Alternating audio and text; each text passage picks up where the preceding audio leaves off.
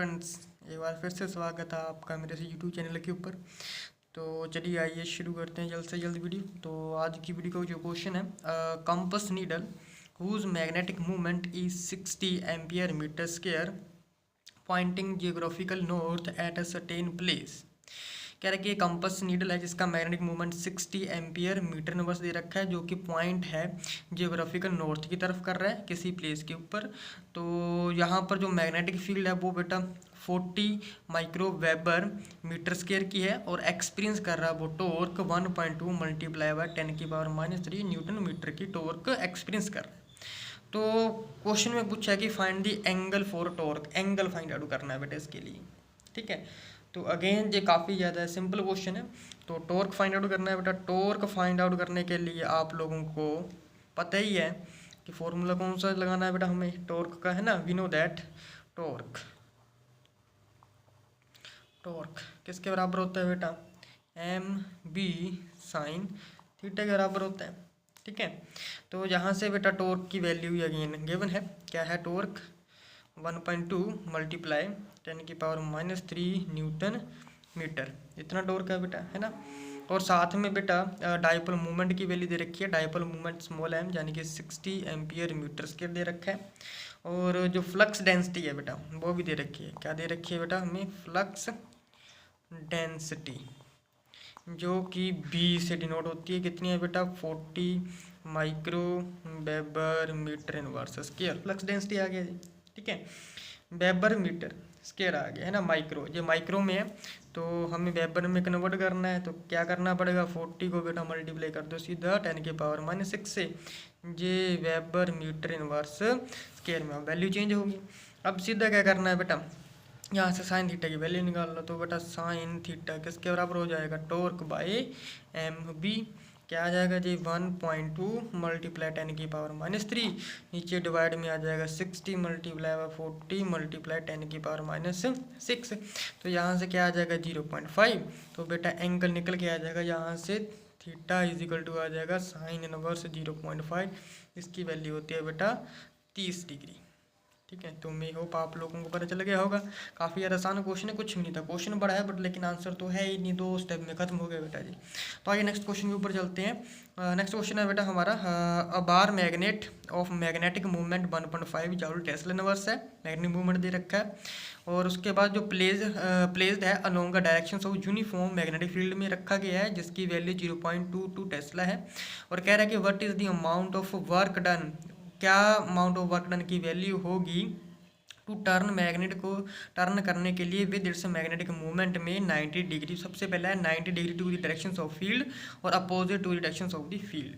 तो वैल्यू पूछा है। ठीक है, तो आइए सबसे पहले पहला पार्ट कर लेते हैं हम। तो सबसे पहले डाइपोल मूवमेंट की वैल्यू दे रखी है स्मॉल एम, वो दे रखी है 1.5 जूल टेस्ला इनवर्स। और फ्लक्स डेंसिटी भी अगेन दे रखी है, फ्लक्स डेंसिटी 0.22 टेस्ला दे रखी है। ठीक है, तो सबसे पहले क्या होगा कि जब जो नॉर्मल होगा, when normal to the field direction, normal to the field direction, जब बेटा नॉर्मल होगा फील्ड डायरेक्शन से, नॉर्मल का मतलब बेटा 90 डिग्री की, है ना। तो बेटा एंगल कितना होगा, यानी कि θ1 मान लेते हैं। कितना होगा वो 0 डिग्री होगा नॉर्मल के लिए, है ना, तभी 90 डिग्री आएगा ना। तो और θ2 किसके बराबर होगा बेटा, 90 डिग्री की। ठीक है, जो एंगल हो जाएंगे।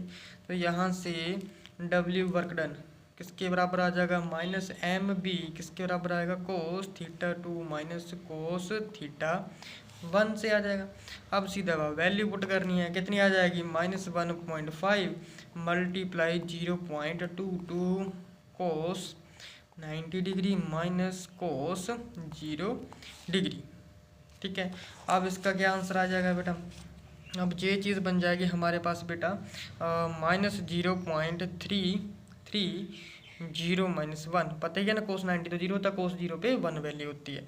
तो ये आंसर आ जाएगा बेटा हमारे पास माइनस माइनस प्लस हो गया जी, 0.33 जूल आंसर आ गया जी। ठीक है, अब फटाफट सेकंड पार्ट के ऊपर चलते हैं। तो when opposite to field direction या फील्ड डायरेक्शन के बेटा अपोजिट होगा, देन क्या होगा, तो θ1 तो बेटा 0 डिग्री होगा और जो θ2 होगा वो अपोजिट में 180 डिग्री आ जाएगा। ठीक है, तो अगेन W की वैल्यू निकाल लेनी है, क्या आ जाएगा -1.5 मल्टीप्लाई 0.22 तो पहले वाला आ जाएगा। अब अगेन कोस वैल्यू पुट कर देते हैं मैं, कोस 90 डिग्री कोस 180 डिग्री माइनस कोस 0 डिग्री। ठीक है बेटा, तो ये आ जाएगा -0.33 मल्टीप्लाई -1 वैल्यू होती है और ये भी -1 हो जाएगा और ये आ जाएगा माइनस माइनस प्लस हो गया 0.66 जाऊल आंसर आ गया जी। तो इतनी वैल्यू होगी। ठीक है, तो आसान है क्वेश्चन, ज़्यादा कुछ डिफिकल्ट नहीं है बेटा।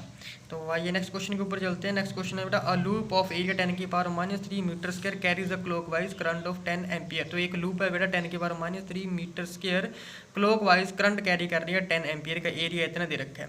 तो what is the magnetic magnitude and directions of magnetic movement of current. तो डायरेक्शन पूछी है और मैग्नीट्यूड पूछा है बेटा magnetic movement of current loop का। ठीक है, तो काफ़ी ज़्यादा यही भी आसान क्वेश्चन है, चुटकी में हो जाएगा। तो सबसे पहले जो रिलेशन होगा वो लिख लेते हैं। तो जो रिलेशन है बेटा, relation for magnetic movement of current loop, current loop के लिए जो मैग्नेटिक मूवमेंट का रिलेशन होगा वो क्या होता है बेटा, magnetic movement is equal to होता है करंट इनटू ए एरिया। ठीक है, तो एरिया की वैल्यू दे रखी है बेटा 10⁻³ मीटर स्क्वायर और करंट की वैल्यू दे रखी है 10 एम्पियर। ठीक है, तो क्या आ जाएगा M is equal to I into A होता है। एम आई की वैल्यू कितनी है 10⁻³ क्या आ जाएगा जी, M की वैल्यू आ जाएगी 10⁻² एम्पियर मीटर स्क्वायर। देखो कितना आसान क्वेश्चन था, ये तो था ही नहीं कुछ भी इसमें।